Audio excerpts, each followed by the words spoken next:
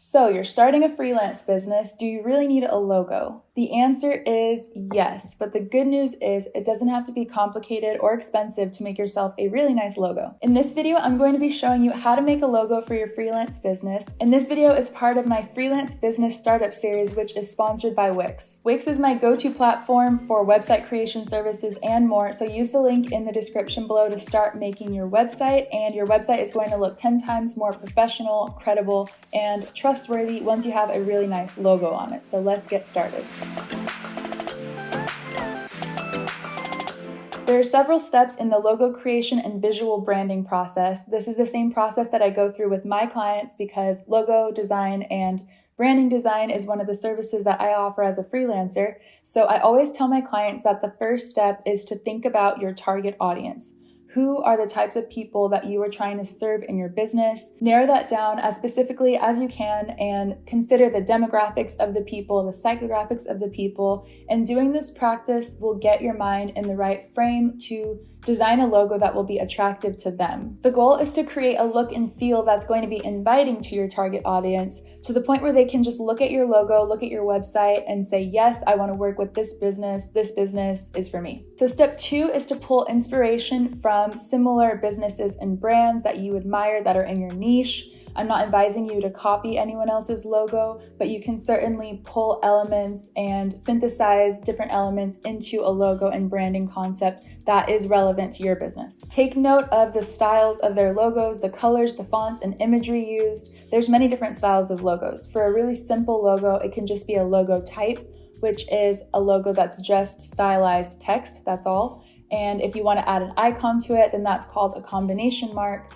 But if you're looking for something that's more ornate and decorative, then there are emblems and monograms and a lot more different types. So start looking at what type of logo that might be fitting for your business. Step 3 is optional, but I advise you to create a mood board. So to do this, you'll basically create a photo collage of different images or elements that you believe together portray your brand's aesthetic. And this will help you to make sure that everything that you're creating is in alignment with the messaging that you're trying to send out to your audience. So here you can start brainstorming what style of logo you're going to be looking to create, or if you're going to be adding an icon and what that icon might be for your brand. Step 4 is to create a color palette. So you can select colors for your brand based on simple color psychology. Like there's a reason that health brands always use green, or energy drinks and fitness brands like to use red and yellow, like very active colors. So try to think of the right colors that are going to send the right message to your audience. You're going to select a palette with a few colors that look good together, maybe 3 to 6 different colors, and you will only use those colors or variations of those colors on your brand related material. So make sure that these colors look good together. And also try not to use colors that are overly saturated. Some people really want their logo to really stand out.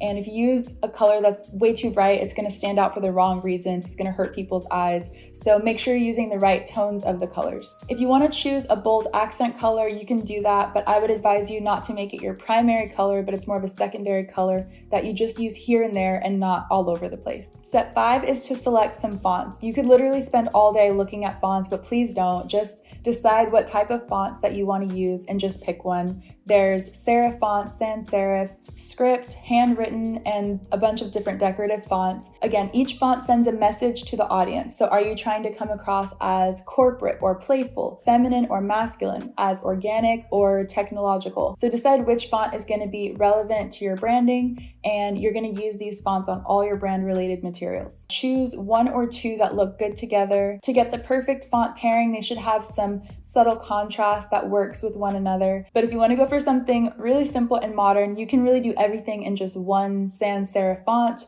or a serif font, and that could actually just be all that you need. Step 6 is to put it all together, and this is where Wix Logo Maker comes in. So their Logo Maker actually streamlines all 6 steps that I just outlined here, and we can go through the whole process together really quickly. I'm going to create a logo from scratch right now.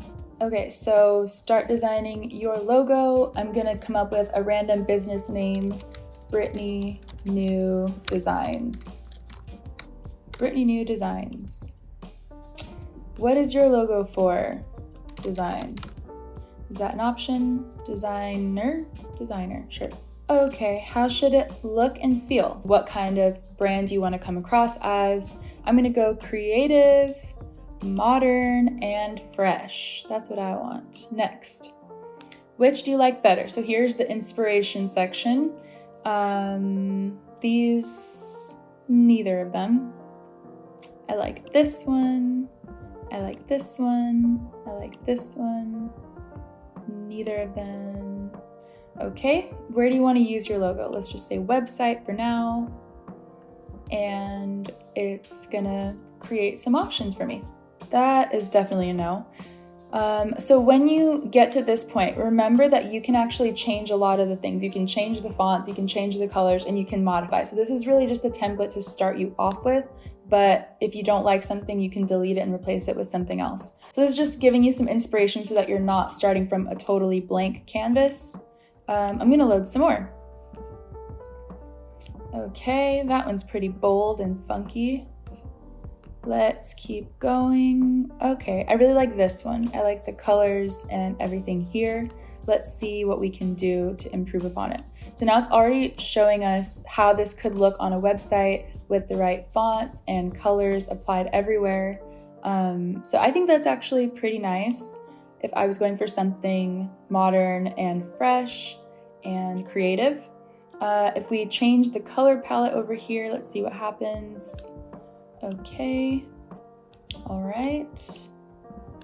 I really like the neutral color palette that they started me off with though. So I think I'm gonna revert back to the original color palette. Oh, that one's pretty nice too. This one is called Cinnamon Latte. So then that's how the website could look over here. But let's say I wanna change the font. We can pick something more cutesy like this, or something more minimalistic. That one's more bold and minimalistic. I really am into the very thin line sans serif fonts like this. This one is my style. Something like that. Maybe that one's too thin, you cannot read it that much, but something like that. And this can be replaced with another icon. If I wanted just some kind of organic shape like that, that's pretty nice. It has a different color palette. But yeah, that's how it could look there. And again, this is called a combination mark, where it's just the text and an icon. And also notice that this background is on a beige background. So if I change the background to be white, it's gonna look a little bit different. So here's a simple logo that I just made in a few minutes, and here's how it would look in a website. But now let's go into the Wix editor and actually apply it. So once you have your finished logo, it's time to apply the logo and branding to your website, and the logo and the header should obviously be placed at the top. Do resist the urge to make it too large, because when it comes to good design, I promise less is more. The white space makes it look more clean. In the header, you can opt to have your logo in the middle or off to the side, and you can also place it on the footer of your website if you want to. Then you have your new brand colors and fonts, which you should also include in your website. And you guys, I cannot stress this enough, but consistency is key to making your branding look more professional, more credible. It's small and subliminal, but if you have a lot of randomness and inconsistencies going on your website, it does send the impression that your business isn't as professional, trustworthy, or valuable than it could be, so keep that in mind. Well, I hope that this video has helped you to make a nice logo for your freelance business. To help you put this in action, I've created a PDF worksheet checklist, which will walk you through the steps that I've outlined in this video, so you can download that in the description. If you found this tutorial helpful, then give this video a like and subscribe to my channel for more videos on entrepreneurship and business, design, and also travel. And thanks again to Wix for sponsoring this video. Again, use the link in the description to start making your website with Wix, and I will see you guys in my next video.